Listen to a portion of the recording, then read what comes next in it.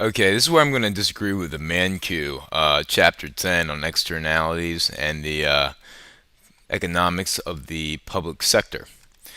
Now, he suggests that the government intervention is needed if a paper firm releases dioxin into the environment and someone breathes it in or it gets onto someone's property of some sort, is released into the environment.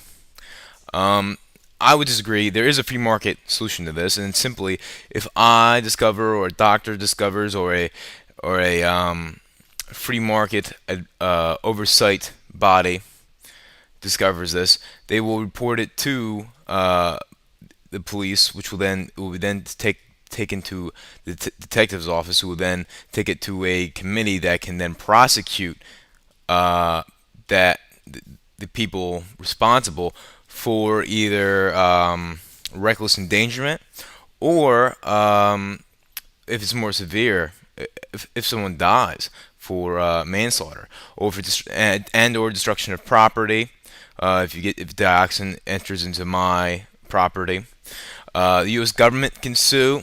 Um, they can press charges if it gets onto public property, if it leaves their land, if it gets into the atmosphere, and there's no need. And in that case, the government itself would have to act as its own, you know, as its own plaintiff, um, and they could also seek the government body responsible for that public land would have to go to the court and be and would have to take it to the prosecutor, the district attorney, and or to a special prosecutor, and then you could charge them. You don't regulate, you prosecute. And we see a lot of lip service given to prosecution. But what happened with the last financial crisis? A lot of people at Goldman Sachs and a lot of the big banks blatantly committed mortgage-backed, blatantly issued fraudulent and knowingly fraudulent mortgage-backed securities. And this is not debatable. This is known. But no one went to prison. There was, uh, who wrote about this? Uh, let's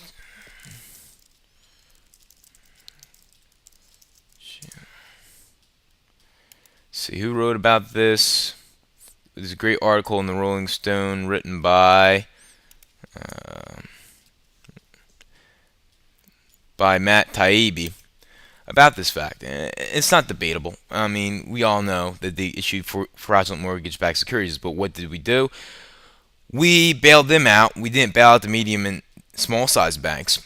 We said the big banks are too big to fail, the ones that had no prudence whatsoever and just gambled with other people's money and blatantly committed fraud, blatantly committed a crime for which they should have been charged. These executives and other individuals within the firms. Uh, but we instead of holding them accountable and putting them in prison and allowing those banks to fail, so that the more prudent banks could take their market share, what we did was we bailed out the big banks, because Goldman Sachs was Obama's number one private contributor, both during his senatorial campaign and his presidential campaign. You can look that up. You can't debate that either. It's fact, okay? And you can't debate the fact that he hired a Goldman Sachs lobbyist to be chief of staff of the Treasury Department. Also a fact.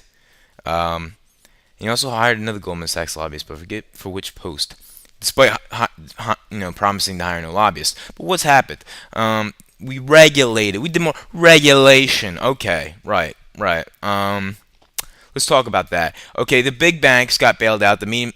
More than 500 small and medium-sized banks, when I last checked, and it's been a year or two since I last checked, have failed since the financial crisis, have went bankrupt and went out of business. Now the big banks, they got bailed out, so they get all their market share.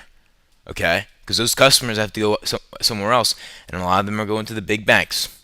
They got bailed out, so the big banks get to consolidate market share. Uh, you know, and the small guys they get shut down. And so you have like the biggest corporations using government as a means by which to shut down their competition. And regulation is just a, they give like lip service to prosecuting people. But what happened with when Bears knowingly sold drugs infected with HIV? Yeah, a few, 10 years later, they had to give out millions. CBS covered this. Millions to the people that got infected with HIV, millions to the families of the people that died. But did anybody go to prison? And, covered in the New York Times, covered in the Wall Street Journal. The FDA, there's emails. The emails came out, all the internal documents. The FDA was like, well, let's help you cover this up. We can't get this coming out. So, the FDA is fucking captured. That's a fact. Read the Wall Street Journal, read the internal documents, read the emails between the FDA and Bayer. Like, well, we couldn't. We had a lot of these medications, and they got infected with HIV. What were we, 1-2% of these hemophiliac drugs. These drugs for hemophiliacs got the HIV in it. But we can't just throw it out. We needed to send it somewhere, so we sent it offshore. And the FDA was like, oh well, let's cover this up. We'll help you out, buddy. But you know what? It came out, and all the internal documents came out. But did anybody go to prison?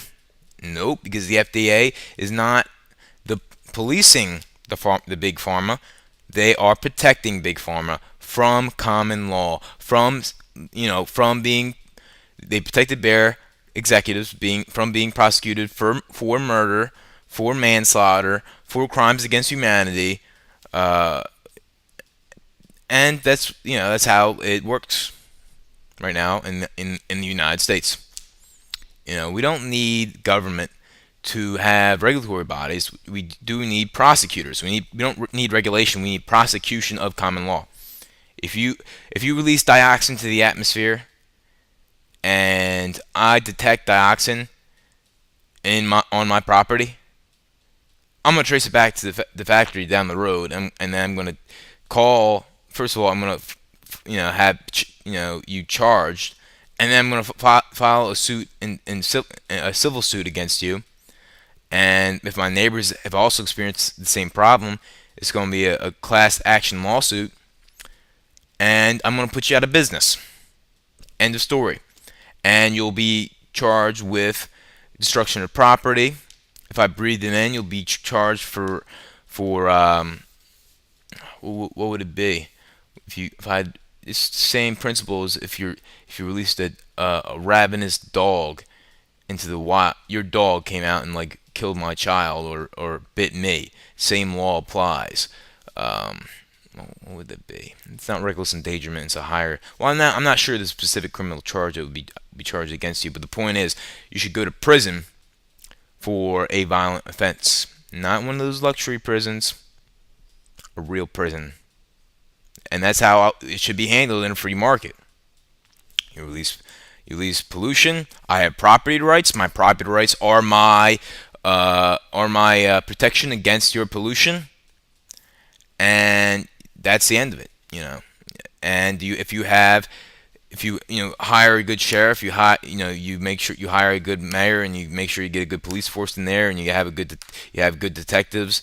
You make sure you get the right public officials in there at the local level, at the state level. Then they're going to prosecute them. And that's how it should be done. It should be done in a free market way, and that's how you handle the negative externality that is pollution.